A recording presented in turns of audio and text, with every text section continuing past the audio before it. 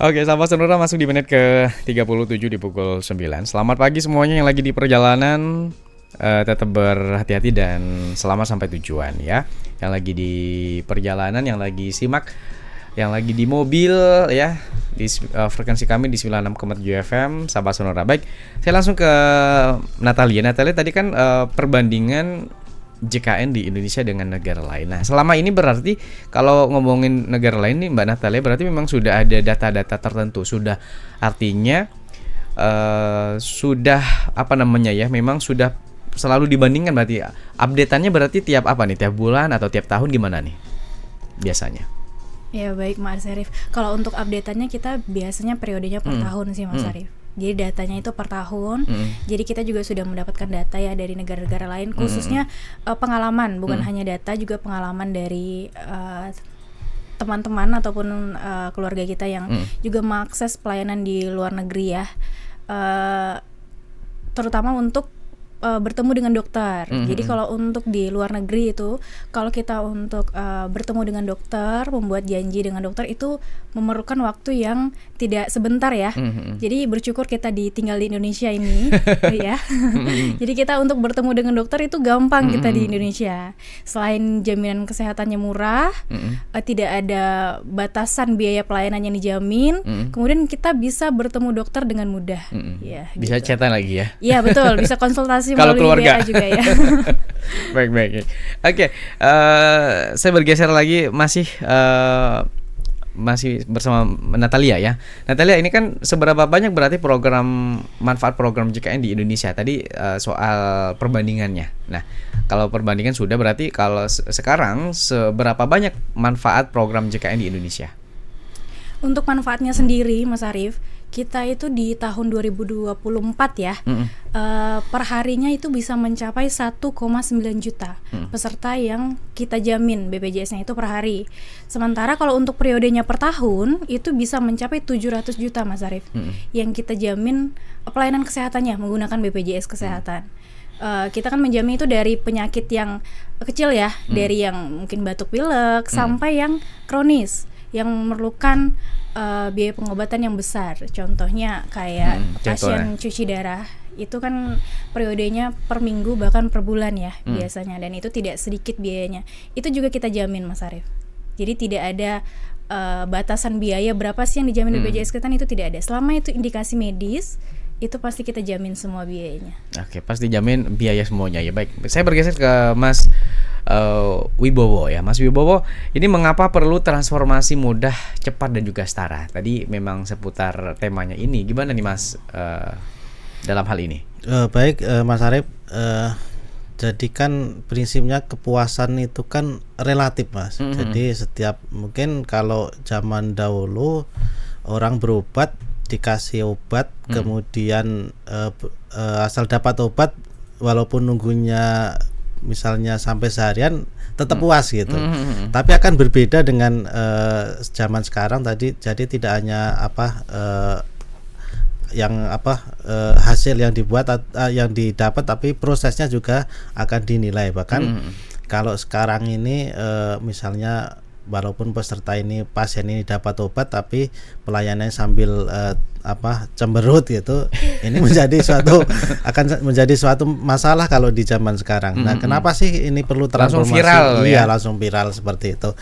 Nah, kenapa sih ini transformasi itu perlu dilakukan? Yang pertama adalah sebagai wujudnya hadirnya sebuah negara. Jadi BPJS ini kan wakil dari negara gitu untuk mengelola yang namanya jaminan kesehatan. Tentunya kami baik akses, kemudian pendaftaran, pembayaran ini tentunya menjadi kewajiban dari kami untuk mempermudah gitu. Kemudian yang kedua adalah konsep gotong royong ini adalah dinikmati oleh ratusan juta. Jadi dengan adanya JKN ini tadi terjadi gotong royong yang masalah ini di rakyat negara. Bahkan barangkali pendiri dari atau pencetus dari program JKN ini sadar bahwa kekuatan terbesar negara kita adalah gotong royong gitu. Maka ini diramu yang menjadi yang namanya jaminan kesehatan nasional. Kemudian kenapa sih alasan selanjutnya kenapa perlu ini transformasi adalah menyediakan akses pelayanan kesehatan secara luas kepada masyarakat. Nah, Mas Arif tentunya sampai saat ini BPJS Kesehatan selalu menambah lah yang namanya kerjasama dengan fasilitas kesehatan. Bahkan kalau tidak salah sudah 23.000 sampai 24.000 khusus untuk fasilitas kesehatan tingkat pertama ini sudah kerjasama dengan BPJS Kesehatan. Nah, ini tujuannya adalah tadi memperluas jangkauan pelayanan di masyarakat gitu. Kemudian yang selanjutnya adalah melindungi kebangkrutan finansial akibat biaya kesehatan. Seperti tujuan dari bahkan ini menjadi tujuan dari jaminan kesehatan. Kemudian memberikan kualitas layanan sesuai dengan kebutuhan medis. Jadi di program JKN ini Mas Arif ini sudah terstandarisasi baik dari pelayanan, tentunya ini yang yang menentukan adalah dari regulatornya. Jadi dari Kementerian Kesehatan ini untuk pelayanan kesehatan sudah ditentukan dengan yang namanya INASIBIJIS gitu. Kemudian terkait obat ini juga dari Kementerian Kesehatan sudah menyusun yang namanya formularium obat. Jadi ini sudah terstandarisasi gitu. Jadi inilah mengapa perlu adanya transformasi di bidang jaminan kesehatan, begitu Mas Arif. Baik ya, memberikan kualitas layanan sesuai kebutuhan medis. Baik, sebelum kita cek satu persatu untuk di WA, saya ke Mbak Natalia lagi. Mbak Natalia, ini bagaimana kondisi sebelum adanya tadi yang disampaikan transformasi dari Mas Wibowo? Silakan. Baik, jadi mengapa transformasi mutu layanan ini penting? Karena sebelum adanya transfer mutu layanan ini, tentunya peserta JKN sendiri itu pasti mendapatkan diskriminasi ya, perbedaan. Yang paling terlihat itu biasanya di antrian, di mana adanya perbedaan antrian untuk pasien JKN yang menggunakan BPJS ataupun non JKN yang menggunakan umum. Nah, terlihatnya di situ. Kemudian yang kedua, adanya permintaan fotokopi. Biasanya saat mengakses pelayanan diminta fotokopi lagi tuh Mas, fotokopi KTP ataupun fotokopi BPJS kesehatannya. Setelah adanya transformasi, tidak lagi menggunakan KTP, tidak lagi menggunakan fotokopi. Iya, betul. Cukup menggunakan KTP asli ataupun kartu BPJS asli ataupun menunjukkan kartu digital yang di aplikasi mobile JKN itu sudah dapat dilayani. Begitu. Selain itu, kita juga sekarang gencar memberikan pemahaman ya, edukasi kepada peserta. Tujuannya untuk menyamaratakan pemahaman peserta-peserta JKN, begitu Mas Arif. Baik ya, sudah terjawab Sobat Sonora, karena dengan adanya transformasi ini biar cepat dan cepat ya, tadi mudah dan cepat. Baik, saya mungkin kita ke WA dulu lah ya Mas Widodo, Mas Wibowo maksudnya. Baik di WA. Nah ini dia, halo Sonora, mau bertanya, ini curhat. Nah Mas ya mau bertanya ke Narsum BPJS Kesehatan, kenapa Vaskes 1 susah, katanya susah sekali ngasih surat rujukan ke pasien. Kami bayar loh, bukan gratis. Saya sudah 2 kali pindah ke Vaskes 1, ternyata sama aja.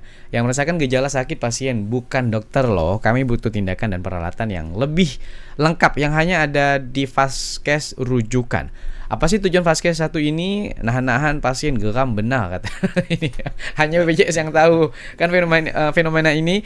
Tolong dirahasiakan nomor saya. Baik, silakan Mas. Baik, terima kasih Mas Arif. Ini memang banyak sekali sih yang menanyakan hal yang sama. Jadi saya sampaikan, jadi JKN ini menganut yang namanya rujukan berjenjang, kecuali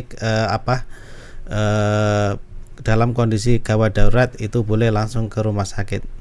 Apa sih gunanya rujukan berjenjang Mas Arif? Jadi rujukan berjenjang ini sebenarnya bukan hanya sekedar minta surat Mas Arif. Jadi peserta ini dalam mengakses layanan kesehatan tentunya harus berobat dulu ke fasilitas tingkat pertama gitu. Kemudian dari fasilitas tingkat pertama melakukan pengobatan. Apabila di situ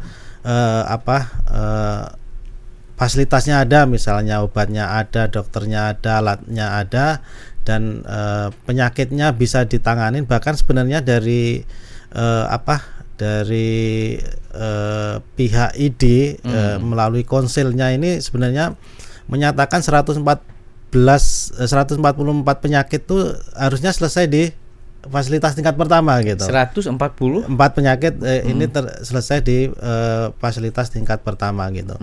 Maka dari itu sebenarnya yang bisa menentukan itu dirujuk atau tidak sebenarnya dokter, sesuai dengan tadi yang sampaikan Mbak Nata, indikasi medis seperti itu.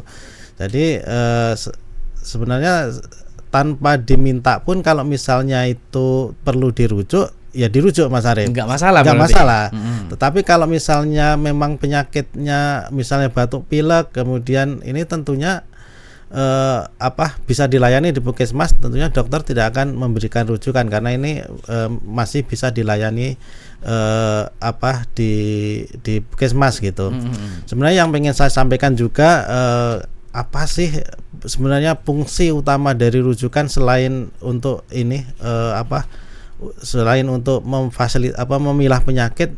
Tentunya ini nanti akan, kalau misalnya semua penyakit nanti akan dirujuk Mas Arif, tentunya ini akan berdampak di rumah sakit penerima rujukan. Artinya di rumah sakit, kita tahu bahwa di rumah sakit khususnya di Kalbar ya, ini adalah terbatas gitu. Kalau semua penyakit nanti dirujuk di sana, tentunya akan terjadi penumpukan. Nah, ini penumpukan nanti akan menjadi masalah kedua, yaitu keluhan karena pelayanan lama dan segala macam, karena SDM dan tempat tentunya terbatas gitu. Sebenarnya itu maksud dari dari sistem rujukan ini. Jadi bukan untuk mempersulit, tetapi sebenarnya untuk mempermudah dan menghindari adanya penumpukan di fasilitas kesehatan tingkat lanjutan gitu Mas Arif. Baik, sebelum kita break Mas, ini pertanyaan selanjutnya. Baik, nah ini dia Mas Widodo. Ini nih pertanyaan dari Widodo ya. Tinggal dijawab oleh Mas Wibowo.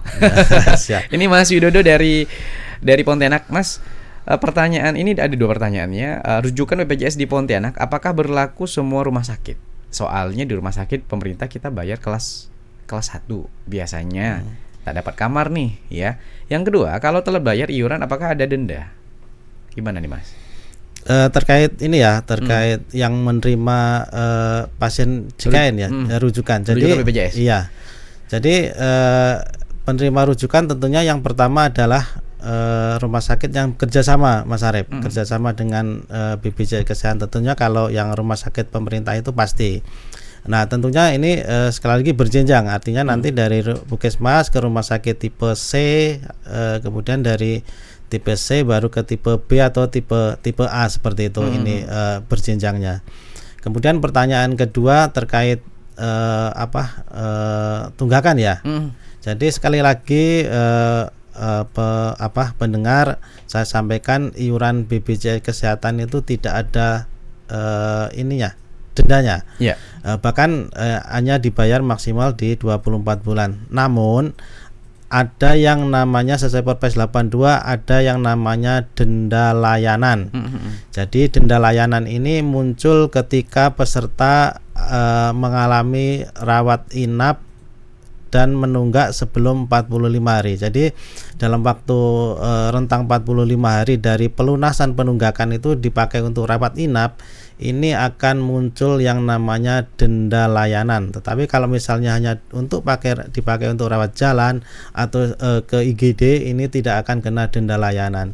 Kemudian berapa sih besaran denda layanan itu Mas Arif? Besarannya adalah 5% dikali biaya pelayanan di rumah sakit dikali bulan menunggak. Nah, bulan menunggak pun sesuai dengan Perpres 82 itu maksimal perkaliannya hanya di 12 bulan seperti itu.